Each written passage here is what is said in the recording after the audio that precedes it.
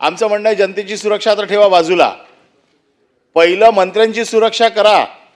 कारण एक व्हिडिओ ही चड्डी बनियन गँग किंवा चड्डी टॉवेल गँगचे व्हिडिओ महाराष्ट्रात फिरतायत आणि या गँगचे व्हिडिओ एखाद्या मंत्र्याच्या बेडरूममध्ये असलेले व्हिडिओ बाहेर येत आहेत. आपण विचार करा की महाराष्ट्राच्या या मंत्रिमंडळाचा किती नाचक्की होते की बेडरूम मधले व्हिडिओ बाहेर येत आहेत. मंत्री सुरक्षित नाही आहेत.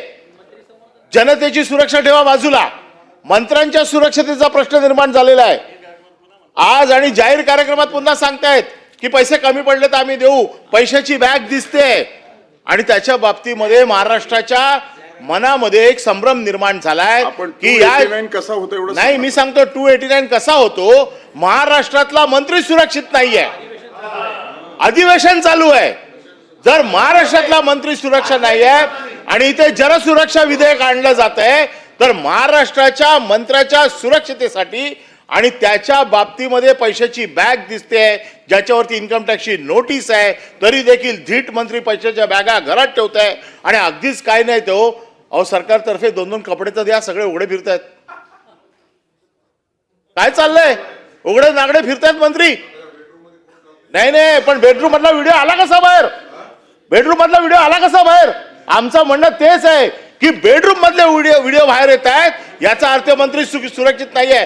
मी बेडरूम मध्ये सूट घालून झोपा असं सांगितलेलंच नाहीये. माझं म्हणणं असं आहे बेडरूम पर्यंत तुमची यंत्रणा पोखरली गेली आहे. डिजिटलायझेशन फ्रॉड हा जो आहे हा मंत्र्याच्या घरापर्यंत गेलेला आहे आणि त्याच्यामुळे मंत्री जर सुरक्षित नसतील तर सर्वसामान्य माणूस काय सुरक्षित राहील.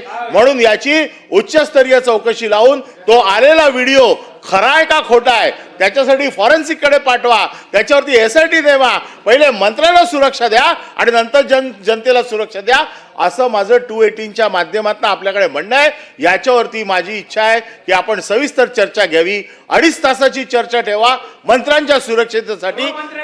त्याचं कारण असं आहे मंत्री जर सुरक्षित नसतील तर सर्वसामान्य जनता काय सुरक्षित राहणार. आणि म्हणून मंत्र्यांच्या सुरक्षेसाठी आपण कुठल्या नियमाखाली हा विषय घेणार आहे याचं रुलिंग आपण द्यावं.